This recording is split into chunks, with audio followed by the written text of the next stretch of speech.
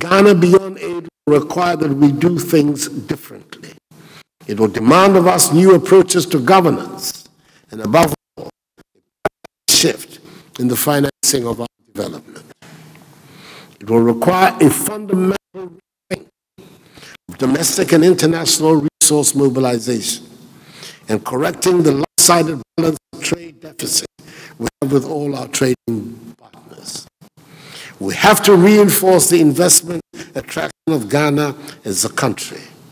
We have to devise new and workable ways of building a reserve in Ghana through comprehensive and intensive strategies of mobilization.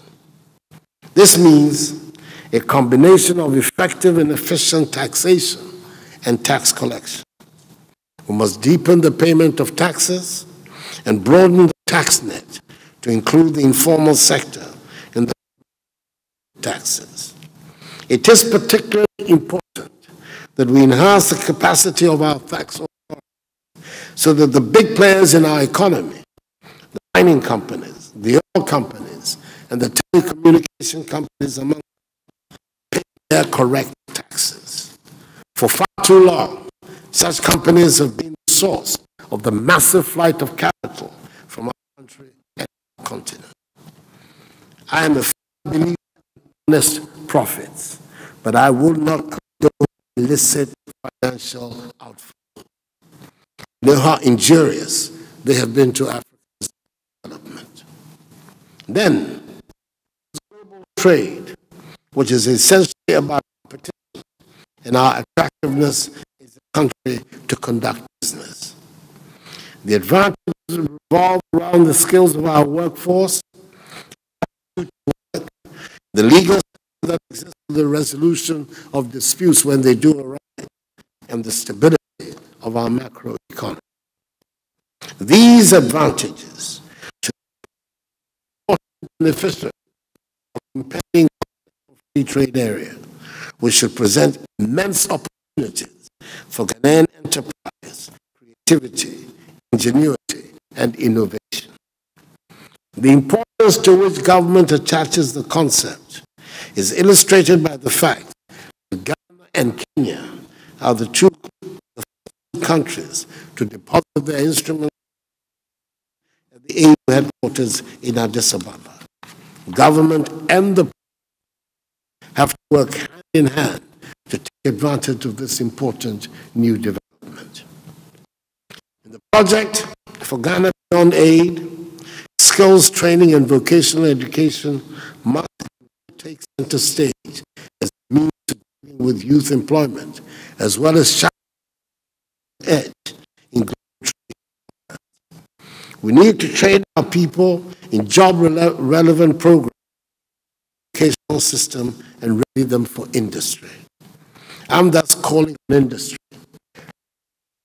in the development of education by funding programs will yield dividends for industry and quicken our journey towards self-reliance. Ladies and gentlemen, faced with this audience, there is a particular subject I can hardly avoid, no matter how sensitive. I refer to the troubles in our banking sector. The viability of the banking and financial sectors is critical to any nation's quest for rapid economic development. A nation's economic fortune is often as good as its banking system and the confidence environment. Recent events on the banking sector have been a cause of worry for all of us. I'm relieved that the Bank of Ghana is tightening up regulatory and oversight of banks, especially in the areas of other risky endeavors. We cannot afford instability or recklessness in the banking and financial sectors. For any loss of confidence in the banks is bound to have a ripple effect on the stability of the economy as a whole. I want to urge all of us to allow the regulators, the central bank, to deal with these matters and restore sanity and confidence. all our interests that all financial matters are dealt with professionally and without political interference, no matter how tempting. It is important that the regulator recognizes that a banking sector dominated by foreign-owned banks bode well for the Ghana Beyond Aid project. It is essential that banks grow and survive in any meaningful reform of the banking system. And I'm confident the regulator, the Bank of Ghana, appreciates this.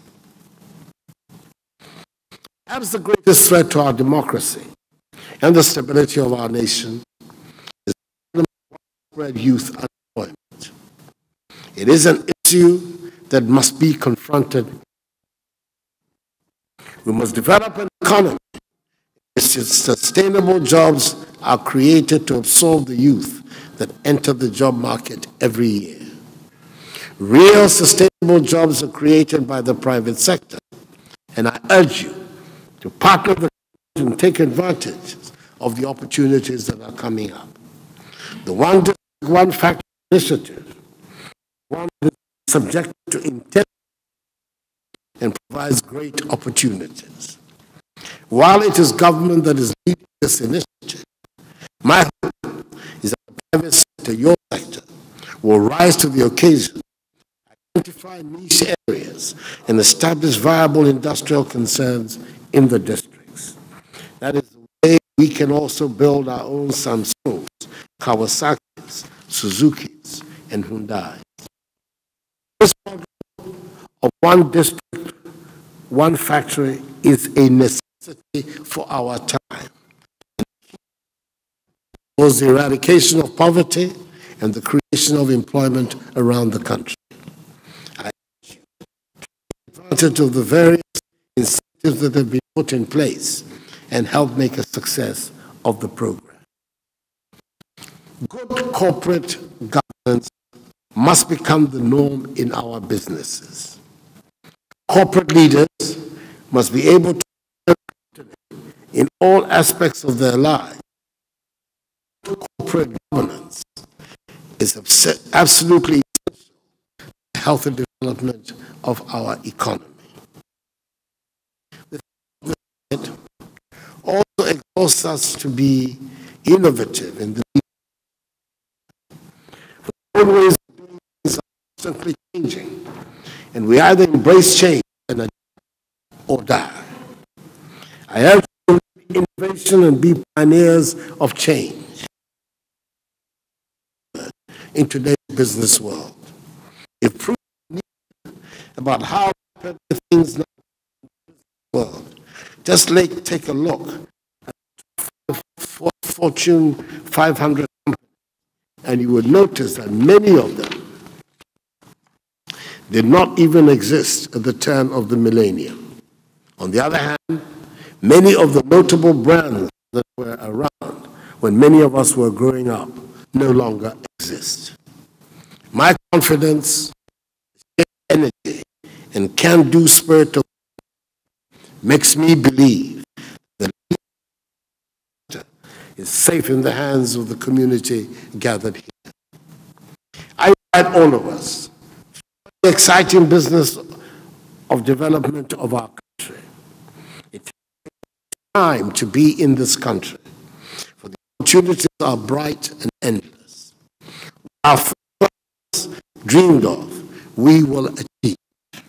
If we inherited dreams and visions from our founding fathers, we should leave legacies of achievements and realities to our children and their children. For I believe in Ghana, must build a new progressive Ghanaian that will reflect the progressive that we find us through.